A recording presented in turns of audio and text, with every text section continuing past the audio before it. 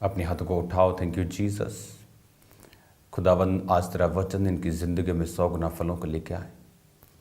तेरे वचन के द्वारा तू इनसे बात करे खुदावंद और छुड़ाए। बाइबल में लिखा है कि तेरे वचन के द्वारा तू अपने लोगों को चंगा करता और आज़ाद करता और गड्ढों में से निकालता है। खुदावंद सत्यानाश के गड्ढों में से इन्हें निकाल मेरे पिता परमेश्वर की ज़िंदगी को तू आशीषित कर। प्रभु यीशु मसीह के पवित्र और सामर्थी नाम में हम मांगते हैं, आमीन आमीन। God bless you all. वचन परमेश्वर का एक बात हमें कहता है कि जब हम परमेश्वर के वचन को पढ़ते हैं और जब हम परमेश्वर के वचन को मनन करते हैं, हमें ये मालूम होता है कि परमेश्वर के हार्ट में क्या था और क्या है। जिस बॉस से आपने प्रमोशन लेनी हो, उस बॉस की नापसंद और पसंद अगर आपको ना मालूम हो या उसकी एक्सपेक्टेशन ना मालूम हो, तो आपके लिए बड़ा डिफ़िकल्ट होता है ये समझना और क्लैरिटी पाना कि मैं आगे कैसे बढ़ूं। जब हमें ये मालूम है कि तरक्की जो परमानेंट है वो खुदा की ओर से है, जो तरक्की परमेश्वर देता है उसे संसार छीन नहीं सकता, ये टेम्परेरी नहीं है, तो क्यों नहीं हम परमेश्वर के वचन की ओर ध्यान देते और क्यों नहीं हम पवित्र आत्मा की आवाज़ को सुनते। आज जब हम विश्वासियों की ज़िंदगियों को देखते हैं, उनकी ज़िंदगियों में एक बड़ा कारण परमेश्वर के करीब ना होने का, परमेश्वर में तरक्की ना पाने का, उनकी प्रेयर लाइफ में एक कमी, जो बेसिक्स हैं उनमें कमी, टाइथ का ना बोना और उसके बाद कर्जे के लिए प्रार्थना करवाने के लिए आते रहना। ऐसा लगता है कि ये लोग कभी वचन को शायद समझ ही ना पाएं कि परमेश्वर का वचन क्या कहता है।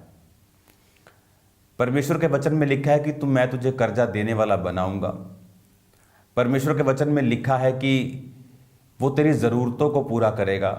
जवान शेरों को घटी होगी लेकिन तुझे घटी नहीं होगी। ये वचन सब हमारे लिए लिखे हैं, लेकिन इन वचनों को पूरा करने के लिए, अपने लाइफ में पूरा होते हुए देखने के लिए हमें सिर्फ परमेश्वर के जो नियम हैं उनको फॉलो करना होता है। अगर हम परमेश्वर के नियमों को और व्यवस्था को जानते हैं जो परमेश्वर ने हमारे ही लिए बनाई है, वचन ये कहता है आकाश और पृथ्वी और इसकी सब भरपूरी मेरी है। तो जिस परमेश्वर ने धरती बनाई है, सोना कहाँ से निकलता है? इसी मिट्टी में से, धरती में से निकलता है। मैं सोने की खानों में गया हूँ। जब मैं अफ्रीका में था तो मैंने देखा सोना कैसे निकलता है। जैसे आप पंजाब की मिट्टी वैसे ही मिट्टी है, ब्लैक कलर की, रेड कलर की। तो जब वो मिट्टी को निकालते हैं और उसके बाद उसे छानने का प्रोसेस होता है, वो बेल्ट्स पे चलती हैं, पानी उस पर पड़ता है, तो उसमें सोने के छोटे छोटे कण जो हैं वो मिले होते हैं और वो अलग हो जाते हैं और मिट्टी अलग हो जाती है। 1000 किलो मिट्टी अगर छानो तो सिर्फ 1 ग्राम सोना एवरेज बाहर निकलता है मिट्टी में से। तो हमें ये बात तो समझ आती है कि परमेश्वर ने सोना उसने बनाया, परमेश्वर ने चांदी बनाई, उसने हीरे बनाए, सब कुछ हमें समझ आता है। तो फिर क्यों वो हमसे सोने को मांगेगा, पैसे को मांगेगा? क्योंकि वचन ये कहता है कि इस धरती के ऊपर हमें परमेश्वर की महिमा के लिए बनाया गया, और यदि हम अपने जीवन से, अपने शरीर से, अपने परिवार से, अपने पैसों से, अपनी गिफ्ट से, अपनी लाइफ से, अपने समय से परमेश्वर की महिमा नहीं करते हैं, तो फिर उन जगहों के ऊपर शैतान अटैक करता है। बाइबल कहती है यूसुफ के हाथ में पोतीफर ने सब कुछ कर दिया, और जो जो यूसुफ के हाथ में था, उसके खेत, उसका कारोबार, उसका घर, उसके नौकर चाकर, सब कुछ उसके हाथ में था और वो ब्लेस था। लिखा उसकी पत्नी को छोड़ के, जो उसके हाथ में नहीं था वही शैतान ने उस पर अटैक किया और उसकी पत्नी व्यभिचार के नीचे थी। तो इस बात से हमें ये समझ आती है कि जो कुछ हम परमेश्वर के हाथों में नहीं देंगे, जो चीज़ें हम परमेश्वर के हाथों में समर्पित नहीं करेंगे, उन विषयों के ऊपर, उन चीज़ों के ऊपर कभी भी परमेश्वर का हाथ नहीं आएगा, और बल्कि शैतान उन पर अटैक पे अटैक करता रहेगा। आज क्यों लोगों के बिजनेस ब्लेस्ड नहीं है? क्योंकि उनके फाइनेंसिस जो हैं वो परमेश्वर के लिए डेडिकेटेड नहीं हैं। उनके फाइनेंसिस से परमेश्वर के राज्य को कोई भी फायदा नहीं होता। परमेश्वर ने ऐसे ग्रह बनाए, ऐसे प्लेनेट बनाए हैं जो पूरे के पूरे हीरे के हैं। ये खोज हो चुकी है, ये कोई हवा वाली बात नहीं है। एक ग्रह ऐसा है जो पूरे का पूरा, उसकी जो क्रस्ट, उसका जो ग्रह है वो हीरे का बना हुआ। अगर उसको बेचा जाए तो इतने पैसे इकट्ठे होंगे कि 100-100 डॉलर की ढेरियां लगेंगी और वो चंद्रमा तक ढेरियां पहुंच जाएंगी, इतना पैसा उसको बेच के इकट्ठा होगा। इमेजिन करो आप। लेकिन परमेश्वर हमें क्यों कहता है? ताकि हम ब्लेस्ड हों, क्योंकि ये व्यवस्था परमेश्वर ने बनाई है कि अगर तुम्हें धरती पर से फसल चाहिए तो तुम्हें बीज को बोना पड़ेगा। ये एक शारीरिक व्यवस्था है, आत्मिक व्यवस्था भी है, प्रार्थनाओं को बोने की शारीरिक व्यवस्था भी है। परमेश्वर ने पैसों को हमें दिया ताकि हम उन पैसों से खुदाबंद के कामों को करें, ताकि हमारी हर एक चीज़ हमें मालूम हो कि हमें डेडिकेट करनी है परमेश्वर के राज्य के लिए। आज लोग प्रार्थना पॉइंट्स को रेज करते हैं कि मुझे अपनी पैसा चाहिए। क्यों चाहिए? बेटी को बाहर भेजना है, शादी करनी है, मुझे अच्छा घर लेना है, मुझे किराए से बाहर आना है। लेकिन अगर आपका मकसद ये हो कि परमेश्वर मुझे तेरे लिए काम करना है, तेरी महिमा के लिए बोना है, मुझे तेरे राज्य में, तेरे राज्य को बढ़ाने के लिए बोना है, तो क्या होता है? उससे परमेश्वर का आत्मा आपके बिजनेस और फाइनेंसिस के विषय में आप पर दया करता है और आपके रास्तों को वो खोलता है और आपके दिमाग को खोलता है, आइडियाज़ को खोलता है। और परमेश्वर का रूह आपके रास्तों को साफ करता हुआ आपको फाइनेंशियली ब्लेस करता है और वचन पूरा होता है कि तुम्हारे पास उस समय करने के लिए जो कुछ भी तुम्हें चाहिए, तुम्हारे पास सब कुछ हो। हालेलुया। आज हमें ये बात समझने की ज़रूरत है कि हम बेसिक अपने कंप्लीट करें। हम प्रार्थना की ज़िंदगी को बना के रखें, फास्टिंग की ज़िंदगी को बना के रखें, बाइबल रोज़ पढ़ें, वचन को रोज़ सुने भी, क्योंकि सिर्फ पढ़ने से या सिर्फ सुनने से ही नहीं होता। पढ़ने से आप मसा नहीं पाते समझने का, सिर्फ सुनने से ही आप ब्लेस नहीं होते। आप सुनकर ब्लेस होते हैं, आप पढ़कर भी ब्लेस होते हैं।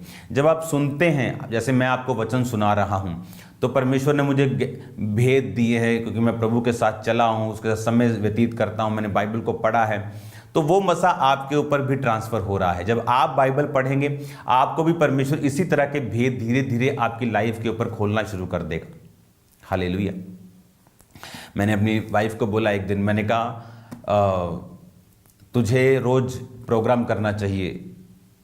कहती नहीं नहीं नहीं, मुझसे मैं कैसे करूँगी रोज़ प्रोग्राम, क्योंकि वो सारा एडमिनिस्ट्रेशन, बहुत से उसको काम होते हैं। मैंने कहा नहीं, ये स्पिरिचुअल काम है और तेरे ऊपर परमेश्वर का मसा है और तू देखना क्या होता है। और जब उसने मेरी बात को फॉलो किया और अब जब वो बाइबल पढ़ती है तो परमेश्वर उसे और भेद देता है, पहले से अधिक उससे बात भी करता है। तो कई बार क्या होता है कि आप जब परमेश्वर के वचन को सुनते हैं, जब मैं आपको सुना रहा हूँ, सेम इम्पार्टेशन आपकी लाइफ में होती है। आप उसी आत्मा से, उसी बुद्धि से आप बाइबल को समझने लगते हैं, जिस तरह के बंदों को आप सुनता हुआ देखते हैं। इसलिए ऐसे व्यक्ति को कभी मत सुने जो टाइम वेस्ट करते हैं, जो तरह तरह की चुगलियाँ, तरह तरह के अजीब अजीब बातें, संसारिक बातें, दुनियावी बातें, इमोशनल बातें। उससे क्या होता है, आपके जो टाइम वेस्ट होता है और आपकी स्पिरिट जो है कंफ्यूज रहती है और आप परमेश्वर के भेदों को नहीं समझ पाते हैं, आप क्लियर नहीं हो पाते हैं, आप फास्ट नहीं हो पाते हैं। हर एक बंदा इतना डेडिकेटेड आत्मा में नहीं है, हर एक बंदा इतना ग्रोथ के लिए, इतना परमेश्वर की आत्मा के लिए चिंतित नहीं है। वो जस्ट जैसे बाप दादाओं से मिली चीज़ों को हम चला रहे हैं, उसी तरह से कुछ लोग सिर्फ इस तरह से लाइव होते हैं। लेकिन आपको ये बात समझनी पड़ेगी कि मुझे परमेश्वर के किन भेदों को पाना है, मुझे किस तरह से बढ़ना है, उन्हीं व्यक्तियों को आपको सुनना है। जैसे मैं, बहुत सारे अच्छे पास्टर्स हैं, लेकिन मैं सबको नहीं सुन सकता। मुझे ये देखना है कि मेरा विज़न क्या है, मैं उसी तरह के पास्टर को सुनूंगा जिसका विज़न मुझसे मिलता है। मैं हर एक व्यक्ति को अगर सुनूंगा तो मैं कंफ्यूज हो जाऊंगा। अब आपको ये बात बड़े ध्यान से समझनी पड़ेगी कि परमेश्वर क्या कहता है। अगर आप बाइबल को पढ़ते हैं, अगर आप नियमों को मानते हैं, अगर आपके बेसिक कंप्लीट हैं, तो परमेश्वर का आत्मा ग्रेटनेस के लिए फिर आपकी अगुवाई करता है और आपको आगे बढ़ाता है। आज हम पढ़ेंगे, ये जिक्र है पहला राजा। ये तब की बात है जब शाऊल के बाद जब दाऊद राजा बना। दाऊद ने बहुत से राज्य जीते, पाप में पड़ा, फिर उसको सज़ा मिली, फिर उसके बाद वो बूढ़ा हुआ और अब समय था दाऊद की जगह पर एक और व्यक्ति के राजा बनने का। तो दाऊद के और भी पुत्र थे। अबशालोम मारा जा चुका था क्योंकि उसने विद्रोह किया था, और ये भी एक भविष्यवाणी थी, जिस तरह दाऊद ने हित्ती उरिया की मरवा दिया था बेतशेबा के पति को, उसी तरह से उसके घर पे भी तलवार चलनी थी। तो ये प्रोफेसी थी, तो वो पूरी हुई। अब दाऊद के एक और बेटा था, वो मर चुका था। अब ये जो बेटा था हगीत का पुत्र ओदनिया सिर ऊंचा करके कहने लगा, पहला राजा 1:5, कि मैं राजा बनूंगा। और उसने रथ और सवार और आगे आगे दौड़ने के लिए 50 पुरुष रख लिए। और उसके पिता ने जन्म से लेकर उससे कभी ये कहकर उदास न किए था, तूने ऐसा क्यों किया? वह बहुत रूपवान था और अबशालोम के बाद उसका जन्म हुआ था।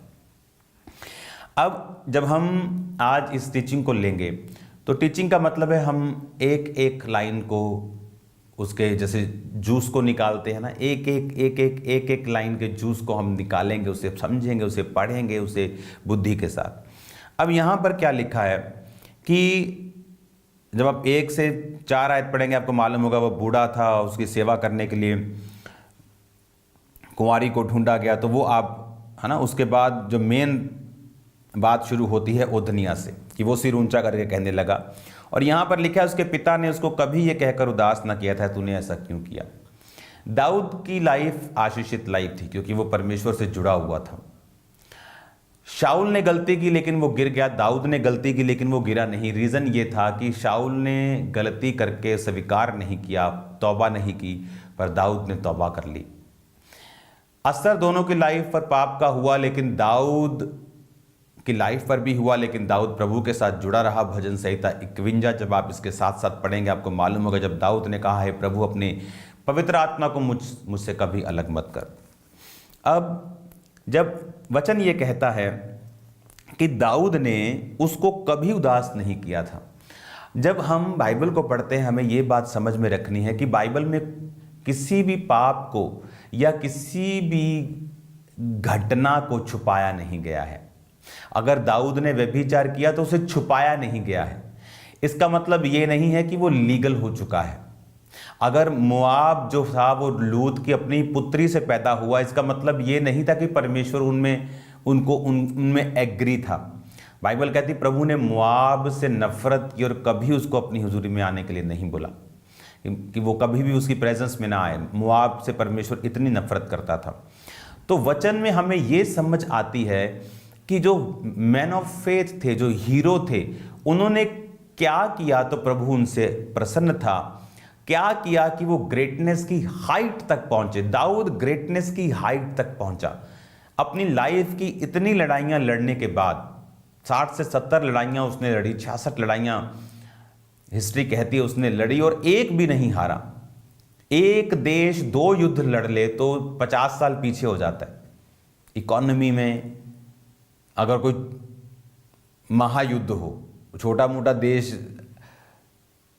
बड़े देश के छोटे देश के पीछे पड़ जाते हैं, उनकी मैं बात नहीं कर रहा हूं। जब 2 बड़े देश लड़ पड़े, रूस और अमेरिका जैसे, तो अगर फुल फाइट हो जाए तो ये 40 साल पीछे हो जाएंगे। तो आप इमेजिन करो एक राजा जो लड़ाइयां लड़ता जा रहा है और बल्कि ब्लेस होता जा रहा है। तो ये ग्रेटनेस की हाइट थी जो दाऊद की लाइफ में थी। क्यों? क्योंकि वो पवित्र आत्मा को समझता था, पवित्र आत्मा की आवाज़ को जानता था, कौन सी लड़ाई में किस स्ट्रेटजी के साथ जाना है। कई बार प्रभु बोलता था आगे से जाओ, पीछे से हमला करो, साइडों से जाओ, घेर के जाओ, इस बार इस तरह से जाओ।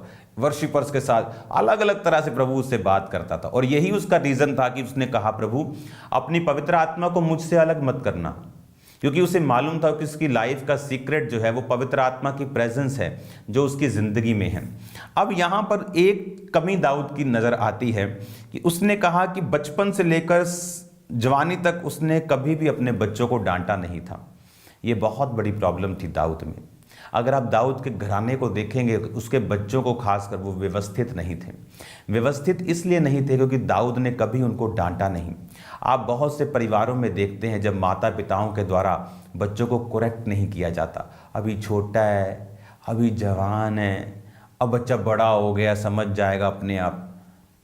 ये मूर्खताइयाँ वो कॉन्टिन्यूज करते हैं जब तक उस बच्चे का वो नाश नहीं कर लेते, जब तक वो इतनी बैड डिसीजंस में नहीं चला जाता कि वो इरिवर्सिबल है, वो रिवर्स ही नहीं हो सकते उसकी लाइफ में, वो सदा के लिए इफेक्ट डाल चुके हैं। मैं चाहता हूं जिन्होंने नया जन्म पाया है वो जीवित चर्च में जाएं। जिस तरह बच्चा स्कूल और कॉलेज में जाता है, जीवित चर्च आपको परमेश्वर की शिक्षा में, परमेश्वर की पावर में, परमेश्वर की हीलिंग में, उसके प्रकाश में बढ़ाता है। किसी भी जीवित चर्च में जाएं जो आपके एरिया में है। अगर आप खामरा चर्च का the church of science and wonders का हिस्सा बनना चाहते हैं तो हम आनंदित हैं और खुश हैं आपको अपना मेंबर, आपको अपना फैमिली मेंबर, आपको अपना कलीसिया का, आपको अपना जीसस क्राइस्ट की बॉडी का मेंबर बनाने के लिए। तो आप इन चर्चेस का एड्रेस लेकर आप ज्वाइन कर सकते हैं, संडे थर्सडे मीटिंग में आ सकते हैं, प्रभु के वचन को सुन सकते हैं। God bless you all. अपनी आंखों को बंद करें। धन्यवाद यीशु, अपने लोगों को ब्लेस करो, हील करो, डिलीवर कर खुदाबंद, तेरा आत्मा इन्हें छुए और ब्लेस करे इन जीसस नेम, आमीन। God bless you. तू बताता रहे, तू सिखाता रहे, दे जलाल हम यीशु को मसा से तेरे। तू बताता रहे, तू सिखाता रहे, दे जलाल हम यीशु को मसा से तेरे, मसा से तेरे। जब तू जुम्बश करे, पवित्र आत्मा आपके बीच में जुम्बश करे राइट नाम, और वो सारे मसलों को हल करे और पलट दे सारी चीजों को जो शैतानी। हाथों को उठा के वर्शिप में जाए ऊंची आवाज में। जब तू जुम्बश करे, हम पे छाया रहे, रूह पाक हम परस्तिश यूं करते रहे, रूह पाक हम परस्तिश यूं करते रहे। मेरी मीठी जुबान ये बेगाना ज़बान, जो मैं कह ना सकूं वो तू करता बयां। तेरी मीठी जुबान ये बेगाना ज़बान, जो मैं कह ना सकूं वो तू करता बयां, वो तू करता बयां। जब तू जुम्बश करे, हम पे छाया रहे, रूह पाक हम परस्तिश यूं करते रहे, रूह पाक हम परस्तिश यूं करते रहे। अपने दोनों हाथों को उठाओ और सिर्फ हाथों को उठा के वर्शिप करना। अपने दोनों हाथों को उठाकर वर्शिप करना और खुदा से कहना, मैं समर्पित करता हूं अपना सब कुछ, अपनी इच्छाएं, अपना जीवन, अपने वरदान, अपने दान, अपना शरीर, अपना टाइम, मैं तुझे समर्पित करता हूं। दोनों हाथों को उठा के वर्शिप करेंगे। जब तू जुम्बश करे, हम पे छाया रहे, रूह पाक हम परस्तिश यूं करते रहे, रूह पाक हम परस्तिश यूं करते रहे। Hallelujah, hallelujah, hallelujah, hallelujah. पूरी चर्च कहे हालेलुया, हालेलुया, हालेलुया, हालेलुया। यीशु मेरा खुदा जो सदा बावफा, तुझको नाजिल किया बना दूर रहनुमा। यीशु मेरा खुदा जो सदा बावफा, तुझको नाजिल किया बना दूर रहनुमा, बना दूर रहनुमा। जब तू जुम्बश करे, हम पे छाया रहे, रूह पाक हम परस्तिश यूं करते रहे, रूह पाक हम परस्तिश यूं करते रहे। हालेलुया,